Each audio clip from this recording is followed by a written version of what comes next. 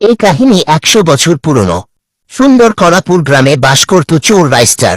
সে জানতে পারে তার পাশের গ্রাম দৌলতপুরে কবরস্থানের পাশে একটি পুরনো বট বাড়িতে অনেক গুপ্তধন লুকানো আছে। কিন্তু সেখানে দিনের বেলাতেও কেউ যেত না, কারণ সেখানে অতৃপ্ত আত্মাদের বসবাস। যেই সেখানে যেত তারই লাশ পাওয়া যেত কবরস্থানের পাশে। এক রাতে কলাপুর গ্রামের সকলে ঘুমিয়ে পড়ার পর লোভী রাইস্টার চুরি করার উদ্দেশ্যে দৌলতপুর গ্রামের পথে রওনা দেয়। চারিদিকে নিস্তব্ধতা। হঠাৎ রাইস্টারের কানে ভেসে আসে বট ঘরের ভেতর কেউ যেন কান্না করছে। রাইস্টার সেই ঘরের দিকে এগোতে থাকে। হঠাৎ কে যেন তার পায়ে ধরে টেনে ঘরের ভিতরে নিয়ে যায়। এদিকে সকাল হয়ে যায়। গ্রামের লোকেরা দেখে কবরস্থানের পাশে পড়ে আছে রাইস্টারের লাশ।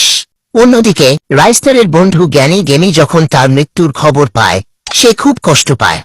সে জানতে চায় তার বন্ধু কিভাবে মারা গেল, আর তাই সেও রওনা দেয় দৌলতপুর গ্রামের পথে। পার্ট 2 একটু দেখার জন্য ভিডিওতে লাইক এবং কমেন্ট